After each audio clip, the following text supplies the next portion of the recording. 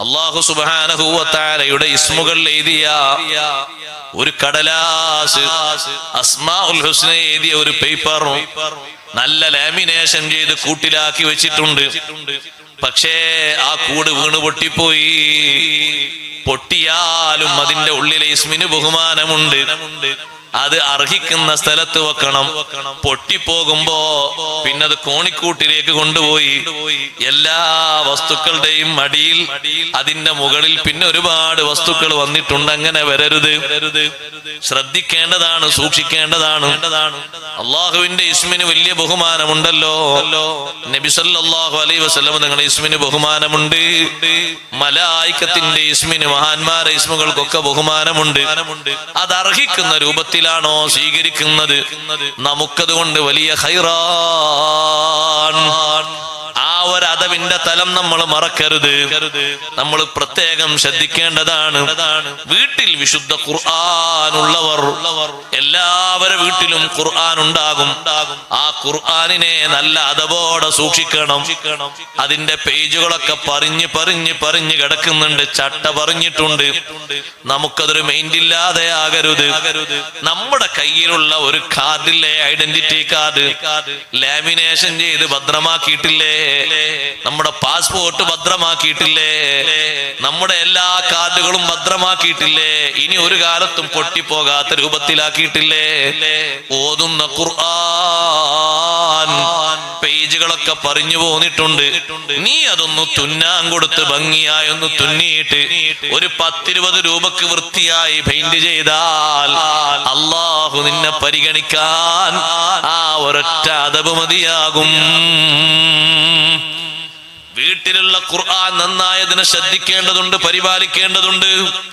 നാളെ ആഖിറത്തിൽ എത്തിയിട്ട് മുഹമ്മദുർ റസൂലുള്ളാഹി സ്വല്ലല്ലാഹു അലൈഹി വസല്ലം തങ്ങൾ ഉമ്മത്തിൽ നിന്ന് തെറ്റിപ്പോകുന്ന ദോഷികളായ ആളുകളെ പറ്റിയിട്ട് അല്ലാഹുവിനോട് പരാതി പറയുന്നത്, യാ റബ്ബി ഇന്ന ഖൗമി ഇത്തഖദൂ ഹാദൽ ഖുർആന മഹ്ജൂറാ. റബ്ബേ, എന്റെ ജനത, എന്റെ സമൂഹം ഈ ഖുർആനിനെ കയ്യൊഴിഞ്ഞു പോയി, വേണ്ടതുപോലെ പരിഗണിച്ചില്ല. നമ്മൾ മരിക്കും വരെ നമ്മളൊരു ഖുർആൻ ഓതിയിട്ടുണ്ട്. അതിന്റെ ചട്ട പോന്നിട്ട് നമ്മൾ മൈൻഡാക്കിയിട്ടില്ല. അതൊന്ന് തുന്നി പിടിപ്പിച്ചിട്ടില്ല. ഒരു 10-15 രൂപന്റെ പശ വാങ്ങിയിട്ട് ഒരു പേപ്പർ വെച്ച് ഒട്ടിച്ചിട്ടില്ല. നാളെ നമുക്കെതിരെ ആ ഖുർആൻ സാക്ഷിയാകരുത്.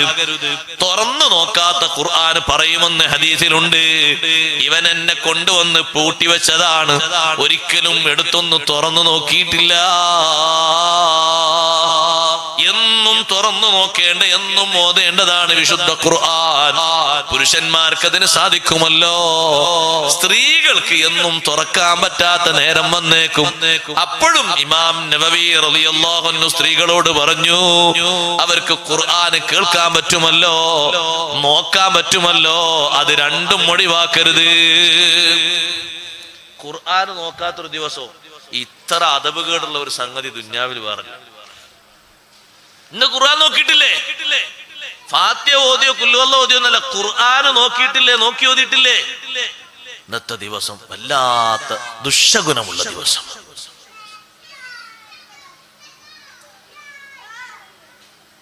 അങ്ങനെ ദിവസങ്ങൾ കഴിഞ്ഞു പോകുന്നുണ്ടോ? അതാണ് അദബിന്റെ കുറവ് കൊണ്ട് ബർക്കത്തൊക്കെ കുറഞ്ഞു പോകുന്നത്. അറേബ്യയിൽ പോയാൽ നമുക്ക് നല്ല പട്ടാണികളെ കാണും. 1-ാം നമ്പർ പട്ടാണികൾ, ജോലിക്കൊക്കെ പോകുന്ന തിരക്കുള്ള ആൾക്കാർ. അവര് ഈ ഖുർആൻ ഒന്ന് ഒന്നിങ്ങനെ മറിച്ചു നോക്കിയിട്ട് ഒന്നിങ്ങനെ കുറച്ചു നേരം ഇങ്ങനെ നോക്കിയിട്ട്, കുറെ നേരം ഓതിയിരിക്കാൻ നേരമല്ല, എന്നാലും ഒന്ന് രാവിലെ ഒന്ന് എടുത്ത് ഇങ്ങനെ നോക്കിയിട്ട് അൽഹംദുലില്ലാഹ് ഒന്നിങ്ങനെ ചുംബനം നൽകിയിട്ട്, ഖുർആൻ എടുക്കുമ്പോഴും ഖുർആൻ അവിടെ വെക്കുമ്പോഴും 2 സമയത്തും ചുംബിക്കൽ സുന്നത്താണെന്ന് ഇമാം അഹ്മദ് ബിൻ ഹംബൽ റളിയല്ലാഹു അൻഹു പഠിപ്പിച്ചു. എന്താണ് എടുക്കുന്നത്? അള്ളാഹുവിന്റെ കലാമാണ്, ഖുർആനാണ്. ഒരു അദബുകേട് സംഭവിച്ചു പോകരുത്. ഖുർആനുമായി ബന്ധപ്പെട്ട അദബുകൾ മാത്രം എഴുതിയൊരു കിതാബുണ്ട് ഇമാം നബവി തങ്ങൾക്ക്. അതിൽ മഹാനവറുകൾ പറയുന്നുണ്ട്, ഖുർആനിന്റെ മുന്നിൽ എങ്ങനെ ഇരിക്കണം. ആ ഇരുത്തത്തിന്റെ രൂപം കൊണ്ട് പറയുമ്പോഴേ, ഖുർആൻ ഓതാൻ വേണ്ടി ഇരിക്കുന്ന രൂപം പറയുമ്പോഴേ നമ്മൾ നന്നായി ശ്രദ്ധിക്കണം, നന്നായി സൂക്ഷിക്കണം. എങ്ങനെ ഖുർആന്റെ മുന്നിൽ ഇരിക്കുന്നത് മഹാനവറുകൾ ആ പറഞ്ഞ ശൈലി ഒന്ന് നോക്കി. വയജിലിസു ബൈന യദൈഹി, ഖുർആനിന്റെ മുന്നിൽ അവൻ ഇരിക്കണം. കജുലൂസിഹി ബൈന യദൈ മുഅല്ലിമിഹി, ഉസ്താദിന്റെ മുന്നിലിരിക്കുന്ന ശിഷ്യനെ പോലെ എന്ന് പറഞ്ഞാൽ മനസ്സിലായോ? വലത്തോട്ടും ഇടത്തോട്ടും നോക്കുവോ ഉസ്താദിന്റെ മുന്നിൽ ഇരിക്കുമ്പോ, നമ്മൾ പഠിക്കാൻ വേണ്ടി ഇരിക്കുമ്പോ? ഇല്ല, പൂർണ്ണ ശ്രദ്ധ. ഇരുത്തം തന്നെ ഒരു അനാദരവായ രൂപത്തിൽ വരുമോ? ഇല്ല. ഉസ്താദിന്റെ മുന്നിൽ നമ്മൾ ഒരു ക്ലാസ് കിതാബോധാണ്. അപ്പൊ ആ ഇരിക്കുന്ന ഇരുത്തത്തിൽ രണ്ട് കാലം ഇങ്ങനെ നീട്ടി മട്ടത്തിൽ ഇങ്ങനെ സാർ പറഞ്ഞോളൂ, ഞാൻ ഇവിടെ ശരിക്കും ചാരി നിന്ന് കേൾക്കുന്നുണ്ട്. ഇരിക്കുമോ? ഒന്ന് ഒതുങ്ങിയിരിക്കാൻ നമ്മളോട് പറയില്ലേ? എന്താ അങ്ങനെ മുഅല്ലിമിന്റെ മുന്നിൽ ഇരിക്കും പോലെ, ഉസ്താദിന്റെ മുന്നിൽ ഇരിക്കും പോലെ വണക്കത്തോടെ അപ്പുറത്തും ഇപ്പുറത്തേക്കും നോക്കാതെ പൂർണ്ണ ശ്രദ്ധ അതിലേക്ക്, പൂർണ്ണ നോട്ടം അതിലേക്ക്, കൈകൊണ്ട് കളിക്കാതെ, കാലുകൊണ്ട് കളിക്കാതെ, വേറെ ഒന്നുകൊണ്ടും കളിക്കാതെ കളിയൊക്കെ മാറ്റിവെച്ച് കാര്യത്തിലിരിക്കുന്നൊരു ഇരുത്തമാണത്. ബഹുമാന പുരസ്സരം ഇരിക്കുന്നൊരു ഇരുത്തമാണത്. ആരുടെ മുന്നിൽ ബഹുമാനം സ്വീകരിച്ചിട്ടില്ലെങ്കിലും സ്വീകരിക്കേണ്ട ഒരു തലമാണത് മുഅല്ലിമിന്റെ മുന്നിലുള്ള ഇരുത്തം, ഉസ്താദിന്റെ മുന്നിലുള്ള ഇരുത്തം. നമ്മൾ ക്ലാസ് എടുക്കുന്ന ഒരു കുട്ടി വലത്തോട്ടോ ഇടത്തോട്ടോ നോക്കുമ്പോഴേക്ക് എന്താ മോനെ എങ്ങോട്ട് നോക്കുന്നത്? ആ കുട്ടി വല്ലതും പറയുകയാണെങ്കിൽ ഉസ്താദ് ഇങ്ങനെ ഒരു പ്രശ്നം അവിടെ കണ്ടിട്ട് നോക്കുകയാണ്, ഉടൻ അത് പരിഹരിച്ചുകൊണ്ട് ഇങ്ങോട്ട് തന്നെ നോക്കുന്ന് പറയില്ലേ? നല്ല ശ്രദ്ധയോടുകൂടെ, പൂർണ്ണ ശ്രദ്ധയോടുകൂടെ അങ്ങോട്ടും ഇങ്ങോട്ടൊന്നും തിരിയാതെ കളിക്കാതെ ഇരിക്കണം. മുഅല്ലിമിന്റെ മുന്നിൽ ഇരിക്കും പോലെ ഇരിക്കണമെന്ന് പറയാൻ കാരണം ഖുർആന് നമ്മുടെ ഇമാമല്ലേ ഖുർആൻ, നമ്മുടെ ഇമാമല്ലേ ഖുർആൻ. ആ ഇമാമിനെ എത്രമാത്രം ബഹുമാനിക്കേണ്ടതുണ്ട്, ആദരിക്കേണ്ടതുണ്ട്. മുന്നിലുള്ള ഖുർആനിലേക്ക് എങ്ങനെയാ നോക്കേണ്ടത്? ഇമാം നബി റളിയല്ലാഹു അൻഹു പറഞ്ഞു, ഖുർആൻ ഇതാ ഇങ്ങനെ പിടിച്ച് ഇങ്ങനെ ഉയർത്തിയിട്ട് വായിക്കുന്നതിനേക്കാളും ഉത്തമം ഖുർആൻ ഇങ്ങനെ പിടിച്ചുകൊണ്ട് ഖുർആനിലേക്ക് തല ഇങ്ങോട്ട് താഴ്ത്തി വെക്കലാ നല്ലത്. നമ്മളെ കിബറൊക്കെ കുറച്ച് കുറയാനേ, നമ്മളെ ഈ കിബറും കട്ടിയും കാനൊക്കെ ഒന്ന് കുറയാനേ, തല അതിലേക്ക് താഴ്ത്തി അല്ലെ? പഴയ കാലത്ത് റിഹാലിൽ മുസാഫ് വെച്ച് അതിലേക്ക് താഴ്ത്തി നോക്കല്ലേ? ഒരു സ്റ്റേജിൽ മുസാഫ് ഇങ്ങനെ വെച്ചൊരു പടിയിൽ വെച്ച് അതിലേക്ക് താഴ്ത്തി നോക്കിയിട്ടല്ലേ ഓതുന്നത്? വീട്ടിലൊക്കെ ഒരു ടേബിളിൽ മുസാഫ് ഇങ്ങനെ ഒരു വിരി വെച്ച് അതിന്റെ മേലെ മുസാഫ് വെച്ച് അതിലേക്ക് ഇങ്ങനെ താഴെ താഴ്ത്തിയിട്ടാണ്, തലയും മുഖവും താഴ്ത്തിയിട്ട്. എന്തിനാണത്? അത് ഇതിനാണ് നമ്മുടെ ഗർവൊന്ന് കുറഞ്ഞു കിട്ടാൻ, നല്ല ബഹുമാനം മുന്നിൽ കിട്ടാൻ. അപ്പൊ ഇരിക്കുന്ന ഇടത്തും നോക്കുന്ന ഇടത്തും മാത്രമല്ല, അതിനേക്കാളും വലിയൊരു അദബുണ്ട് ഉമ്മമാരെ. എന്താണെന്നറിയോ? ആ ഖുർആൻ ഓതിത്തീരുന്നതിനിടക്ക് അജ്നബിയായ ഒരു സംസാരം വരരുത്. അതിനാ നമ്മൾ ഏറ്റവും അധികം ശ്രദ്ധിക്കേണ്ടത്. യാസീൻ ഓതുന്നുണ്ട് വീട്ടില്, പക്ഷേ ഓരോ മുബീനിന്റെ ഇടയിൽ ഓരോ കാര്യം പറയുന്നുണ്ട്, ഓരോ ആയത്തിന്റെ ഇടയിൽ ഓരോ വിഷയം പറയുന്നുണ്ട്, പിന്നെ ഓതുന്നുണ്ട്. എന്താണ് ഈ ഓതുന്നത്? ഒരു പത്രമാണോ പേപ്പറാണോ? അല്ല, വളരെ ബഹുമാനത്തോടുകൂടെ ഓത്തു തുടങ്ങിയിട്ട് നിർത്തുന്നതിന്റെ ഇടക്ക് ആര് ചോദിച്ചാലും ആര് പറഞ്ഞാലും മറുപടി പറയാത്ത മഹാനാണ് അബ്ദുല്ലാഹി ഇബ്നു ഉമർ റളിയല്ലാഹു അൻഹുമാ. ഒരു സ്വീകരിച്ച അതബങ്ങനെ മത്താഫിൽ ഇങ്ങനെ തവാഫ് ചെയ്തുകൊണ്ടിരിക്കുകയാണ് വലിയ മഹാനായ സാലിം റളിയല്ലാഹു അൻഹു, ഉമർ റളിയല്ലാഹുവിന്റെ പേരക്കുട്ടി. തവാഫ് ചെയ്യണം മത്താഫിൽ ഇങ്ങനെ.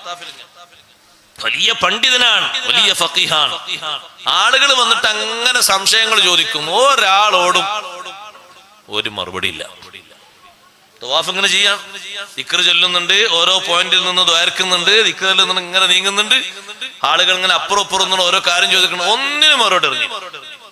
തവാഫ് കഴിഞ്ഞ് മക്കാം ഇബ്രാഹിമിന്റെ പിന്നിലെത്തിയിട്ട് 2 റക്അത്ത് നിസ്കാരം കഴിഞ്ഞ് എണീറ്റ് പുറത്തു പോയപ്പോ നിങ്ങളെന്താ ചോദിച്ചിരുന്ന? എന്താ ചോദിച്ചിരുന്നു? അതിനിടക്ക് നമ്മളാണെങ്കിലോ തവാഫൊക്കെ അങ്ങനെയാണ്, അങ്ങനെ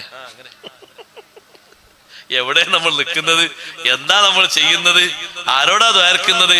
ആർക്കാണ് ഇരിക്കറൊക്കെ ചെല്ലുന്നത്? എവിടെയാണ് നമ്മൾ നിൽക്കുന്ന സ്ഥലം? വിശുദ്ധ ഖുർആനിന്റെ മുമ്പിലാ നമ്മള്. അവിടെ എങ്ങനെയാണ് അന്യ സംസാരം? സഹോദരങ്ങളെ, സഹോദരിമാരെ, പാടില്ല, പറ്റില്ല. ഏറ്റവും വലിയ മര്യാദക്കേടാണത്. സൂഉല്ലദബാൻ. ഖുർആൻ കേൾക്കുന്നിടത്ത് തന്നെ സംസാരിക്കാൻ പാടില്ല. പിന്നല്ലേ ഓതുന്നതിന്റെ ഉള്ളിൽ ഖുർആൻ കേൾക്കാണ് വേറൊരാളത്, അപ്പൊ പറ്റോ? വൈദാ ഖുരിഅൽ ഖുർആനു ഫസ്തമിഊ ലഹു വഅൻസിതു ലഅല്ലകും തുർഹമൂൻ. ഖുതുബ കേൾക്കുമ്പോഴും മിണ്ടരുത് എന്നതിന് ഇമാം റാസി റളിയല്ലാഹു അൻഹു തെളിവാക്കിയത് ഈ ആയത്താണ്. കാരണം ഖുതുബയിൽ ഖുർആൻ ഒരുപാട് വിഷയങ്ങൾ പറയുന്നുണ്ട്. ഖുർആനും ഖുർആന്റെ തഫ്സീറും ഹദീസൊക്കെ പറയുന്നുണ്ട്.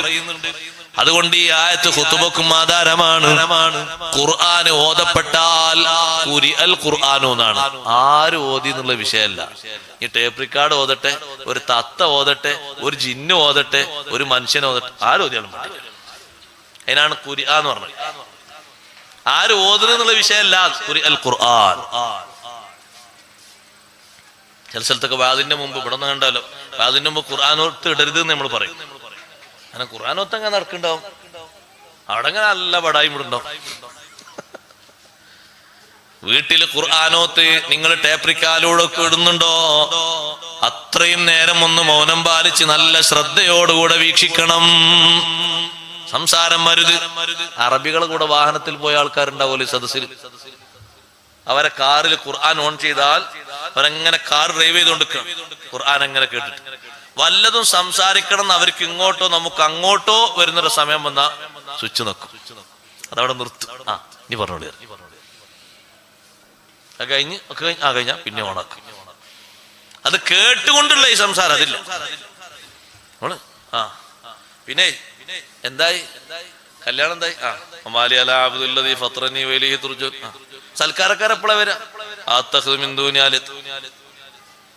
അള്ളാഹു തആലാന്റെ കലാമായ ഖുർആനാണ്. നമ്മളെ കളി മാറും. അള്ളാഹു നമ്മളെ കാത്തുരക്ഷിക്കട്ടെ. ഇതിന്റെ അദബ് നല്ലോണം ശ്രദ്ധിക്കണം. ഖുർആനിന്റെ മേലെ ഒരു കത്ത് വെച്ചതിനാണ് ഒരു ഉദ്യോഗസ്ഥനെ പിരിച്ചുവിട്ടത്.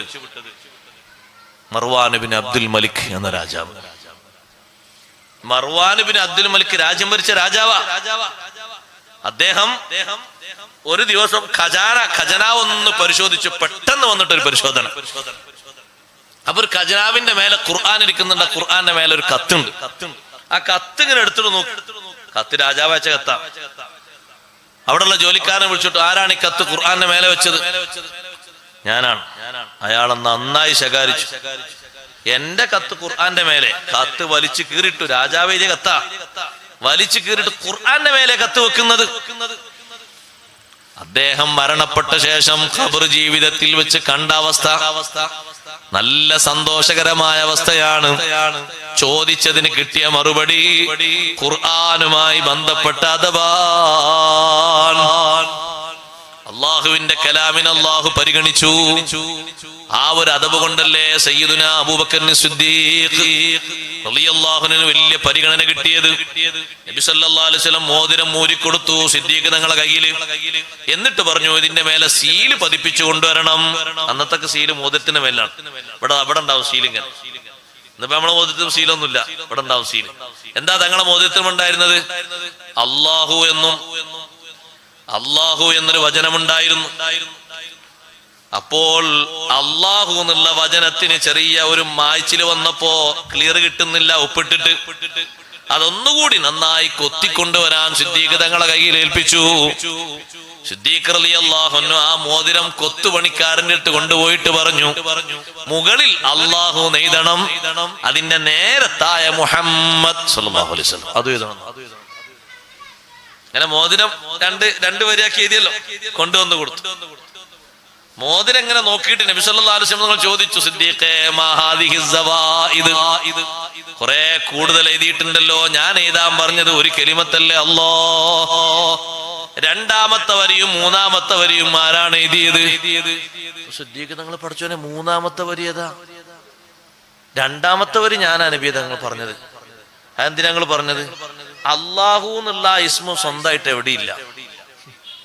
അർശിന്റെ മുകളിൽ പോലും ലാ ഇലാഹ ഇല്ലല്ലാഹ് എന്ന് എഴുതിയതിന്റെ അപ്പുറത്ത് മുഹമ്മദുർ റസൂലുള്ളാഹ് സല്ലല്ലാഹു അലൈഹി വസല്ലം തങ്ങളെ ഇസ്മുണ്ട്.